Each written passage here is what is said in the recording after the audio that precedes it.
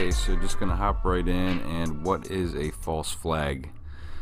Well, a false flag today can mean lots of things, and I'll get to that, but first a quick history lesson on the term and some of the earlier recorded examples that you can easily find on the internet and can easily check out for yourself. I did this video mainly for those just waking up, or even maybe you can use it as a tool for someone who is still fast asleep.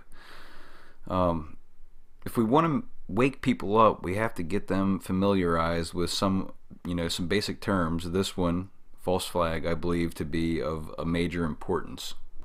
Okay, so from what I can tell, false flag, a noun, a flag flown to disguise the true identity or affiliation of a ship. Like, we're talking back in pirate days where they would raise the flag of another island or another nation or whatever, and they go attack those people, leaving the impression that somebody else made the attack. More modern usage, a political or military act orchestrated in such a way that it appears to have been carried out by a party that is not in fact responsible. More or less we have the exact same thing here. It's also funny to me how they have it used in a sentence is, some believe that the bombings were a false flag operation by state forces. Okay, one of the earlier cases I could find for a false flag was in 1788, and it was a precursor to the Russia-Swedish War. The king of Sweden at the time, King Gustav III, wanted to launch an offensive against Russia. He had no support from the National Assembly. So his bright idea, they sent an order to the head tailor at the opera house, the Royal Swedish Opera House, to sew up a number of Russian military uniforms. They then took Swedish soldiers, dressed them in the uniforms.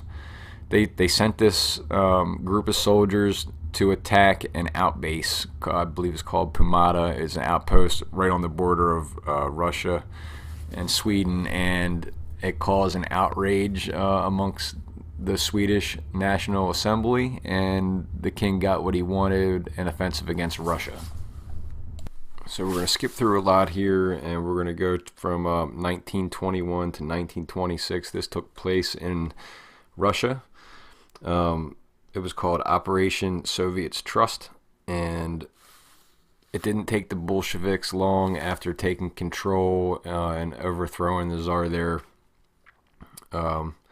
where they set up a fake anti-Bolshevik resistance organization. So anybody that was opposed to this new government in their country, they set up this huge group and recruited members basically as opposition. Then they had all their information. These people were all murdered. By the way, if you're not familiar with the Bolshevik regime, you should look into that when they were responsible. Reports range anywhere from 20 to 66 million people perished under their leadership. Let me rephrase that, dictatorship. Now, be careful. You have to use discernment when you look through historical record, because you're going to find conflicting information whenever you do research, and here was a good example, one that is not a false flag. It doesn't make any sense for it to be, and I'll explain why. In October of 1944, the Red Army is at it again with the Nemmersdorf Massacre. This was a civilian attack. 72 German females ranging in age from 8 to 84, all murdered and found raped. 50 French and Belgian POWs were also murdered. The people were murdered by blows with shovels and gun butts. Women were found naked, nailed to barn doors, through the hands in a crucified posture, babies with their heads bashed in. The Red Army denied allegations of this, but after investigation from neutral countries, the Red Army was found responsible for this gruesome attack. There is photographic evidence of all this, but I didn't care to share it with anybody. If that's something that you wanted to see for proof yourself, you can always find it online. But I warn you, it's definitely going to leave a burn mark in your brain. Keep in mind, this is the same regime we teamed up with in World War II to help destroy the, and I air quote, evil Nazis. So this is something that foreign countries do, right? Well, not exactly. Let's fast forward 7, 8 years down the road, and now the United States, who just teamed up with these commies in World War II, are now all about stopping communism all over the world, and they launch a series of false flags themselves. And here we go. In 1952, Operation Fortune, authorized by President Harry Truman, planned by the CIA to overthrow the democratically elected Guatemalan president at the time. Why, you may ask? Well, he was suspected of being influenced by communists. So the plan: provide weapons to an ex-Guatemalan military officer, i.e. Carlos Castillo Armas, who would then lead an invasion from Nicaragua. I mean, you think of the 1950s as apple pie and, fancy American automobiles and baseball and that sort of thing, but it was false flag city. The jig was up in Guatemala. People kind of knew what was going on, and that this rebel group didn't come out of anywhere, that they were funded by someone. And that someone, by most people's beliefs, was the United States. Unfortunately, it was a little bit too late, because Operation Fortune became Operation Success in 1954, when the communist threat was removed from office. Now, here's the real kicker. In an attempt to clean all this up, because a lot of questions were being asked at the time, they launched Operation Washtub in February 1954. The CIA, working through the National Guard of Nicaragua, planted a phony cache of Soviet-made weapons. Soviet-made weapons, wonder why they would do that. Well, earlier you may remember that they provided a Carlos Castillo Armas with a bunch of weapons, right? Those weapons happened to be Russian-made rifles. Now they can make it look like Russia was working with this guy. So anyway, after the stash of guns or the cache of guns, whatever you want to call it, is hidden on this Nicaraguan coastline, the CIA paid for fishermen to discover the weapons and to report their findings to Nicaraguan President Anastasio Somoza Garcia, a dictator friendly to the U.S. Friends always help friends in their pranks, so Garcia played his part on May 7th, 1954, when he announced that a Soviet submarine had been photographed, but that no prints or negatives were available. Operation Washtub was so obviously fake that the media didn't even bother trying to prove it otherwise. It was like a day late and a dollar short, and someone had put it as a mother who had saw her son put hot sauce in his sister's cereal and just shook her head in disappointment. So that's what happened? Okay, yeah, whatever. Are we done with false flags in the United States in the 1950s? Not yet, exactly.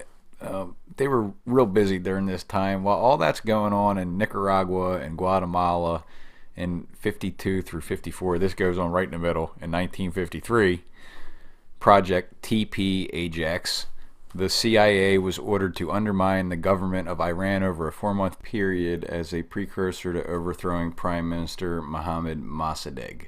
This was a guy that was just doing what was right for his country. Before he had taken over, Britain was in total control of the Iranian oil industry. This guy decided to take it back, and Britain wasn't going to have that. So they enlisted the help of their good buddies, the USA, and the two of them together successfully removed this guy from office. Historians still have a difficult time figuring out exactly what tactics were used, as the CIA destroyed nearly every file they had on the topic. Okay, I'm going to try to move things along here. I've only got 2 more to cover and then get into some more modern things, and I'm going to start here with the Lavon Affair. It's interesting to note that this false flag was initially dismissed as an anti-Semitic conspiracy theory. But that all changed on March 30th, 2005 in Israel. They honored 9 Egyptian Jews recruited by its military intelligence as spies and terrorists, and Israel's president at the time presented the 3 surviving members of the bomber ring with certificates of appreciation. These are the same Jewish terrorists that just 51 years earlier were responsible for detonating bombs on American targets inside of Egypt. That one incident there is something I could definitely expand upon, and if anybody would like me to, leave me a comment and I'll make a video about it some other time. Here's probably the most famous of all false flag operations that anybody that's awake would know about. That's Operation Northwoods. In 1962, this plan was thought up by members of the Department of Defense and the Joint Chiefs of Staff. And this is the plan: to have the CIA and other U.S. government agencies commit acts of terrorism against American civilians and military targets, blaming it on Cuba. And here are the plan details: possible murder of Cuban defectors, sinking of refugee boats, hijacking of planes, blowing up a U.S. ship, orchestrating terrorist acts in major cities. The scary thing is this almost happened. It was actually authorized by the Joint Chief Chairman, Lyman Lemnitzer, then was put before President Kennedy. Thank God he rejected it. Only a guy with the last name Lemnitzer, sorry if your last name is Lemnitzer, would approve some bullshit like that. I hope I didn't violate YouTube's community guidelines there with bullying, harassment. Maybe it doesn't matter if the person's dead. I don't know, the guy may or may not be dead. I would assume he is.